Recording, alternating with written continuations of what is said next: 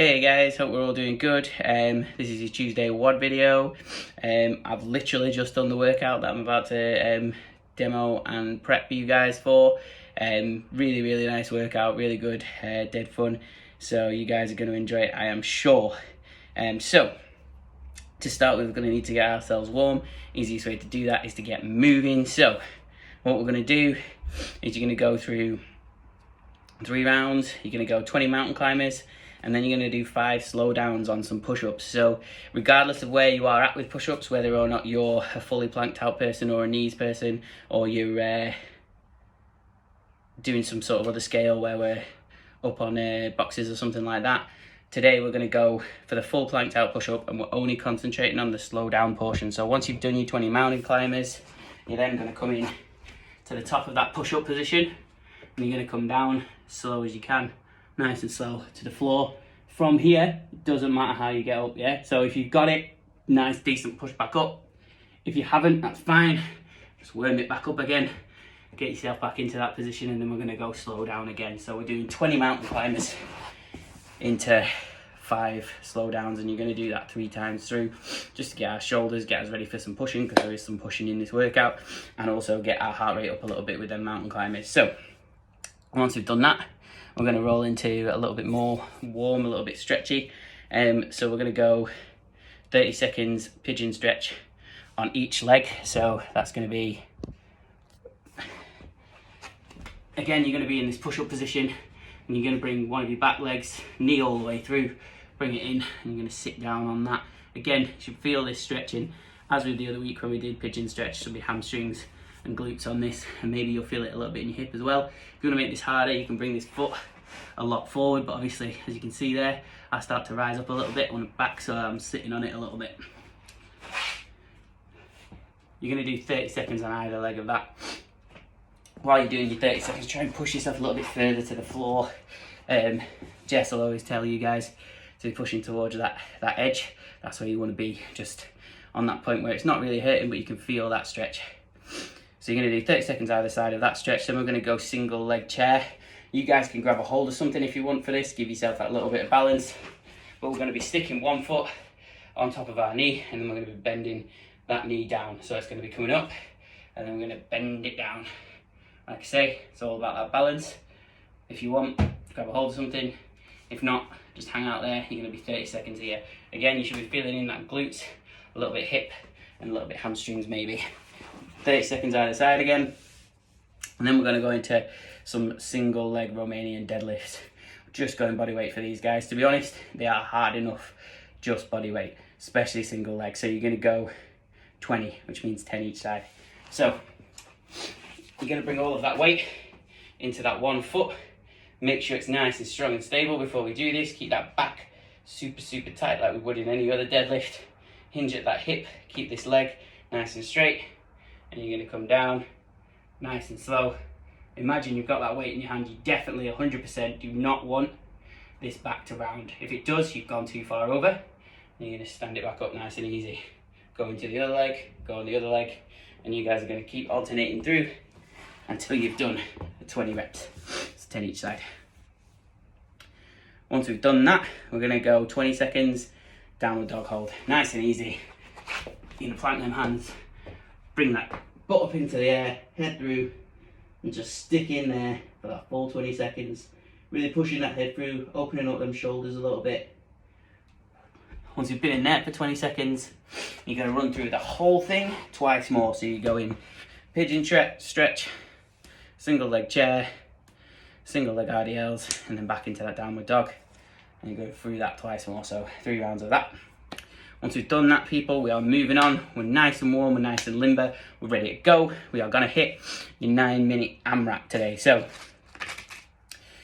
within our 9-minute AMRAP, we are going to be doing 3 handstand push-ups. So you've got the availability and the skill to do a handstand push-up.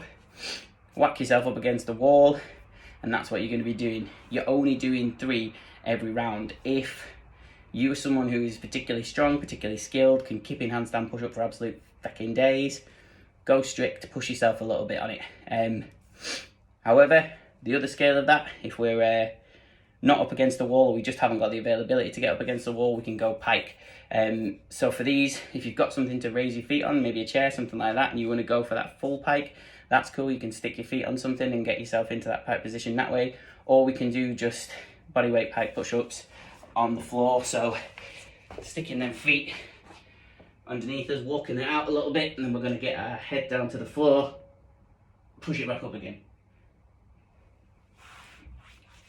It's cool to be able to have your feet together because it does put that little bit more weight over you. However, your hamstrings might not allow for it, so instead of having your feet together, you're going to bring them out wide just to be able to get you down to that position. And again, hands down, we're going to go down, forward, push back up there and through. Make sure, guys, that we're getting that triangle, yeah? So what's happening is our head's going to come down forward, and then as we push back up, it's going to come back through.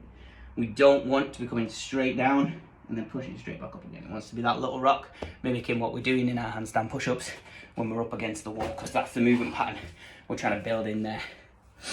So you're going to do 3 of those per round. Then you're going to go into 6 chair dips. So what you're going to do is you're going to use the raised platform, you put your hands back on it, push up, and then bring yourself back down to the floor again. What I'm going to do is I'm going to use my bench for this, but you guys do not 100% need to do that. You can use a chair or a table or a sofa, whatever is available. Somebody's going to get the old rusty, horrible bench out. I'm going to put my hands on the back of it, and then I'm going to dip down and back up from there. Nice and simple, guys.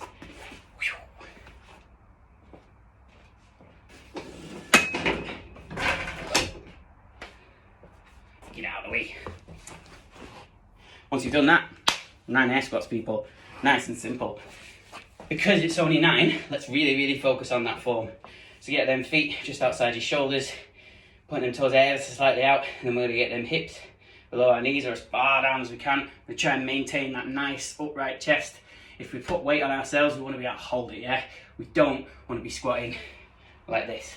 Because if you put weight on you there, it's all dependent on your back. We want to be nice and upright, nice and strong. Boom, down into the bottom of that squat and back up again. Make sure we're standing all the way up. I don't want to see none of this stuff.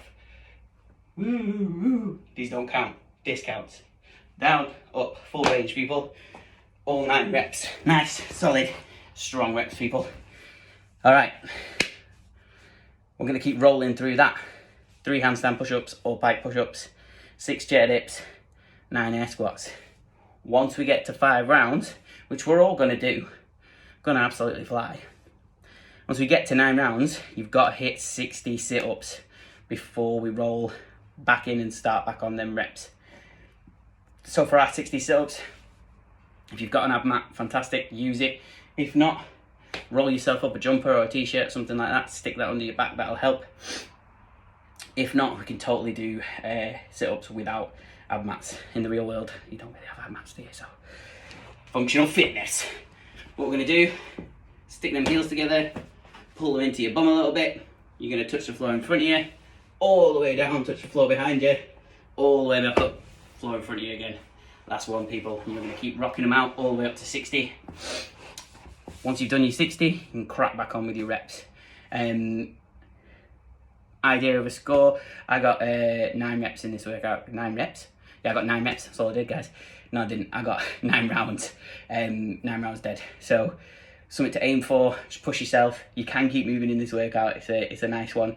Them 60 sit-ups are a bit of a killer. They kind of catch you off guard, but keep plugging, get them done, and then get back on them sets because you can get quite a few rounds back in after you've done.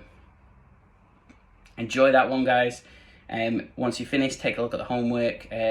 I think Paul's got you running 400 meters this time. Hard, that's going to be fun. You're going to be breathing, but by the time you guys get back in the gym and we get sending you out on them 400 meter runs, you'll be absolutely smashing them, no problem. So that's really cool. And there's also some other stretches and stuff in there as well for you guys. I think there's a long jog too.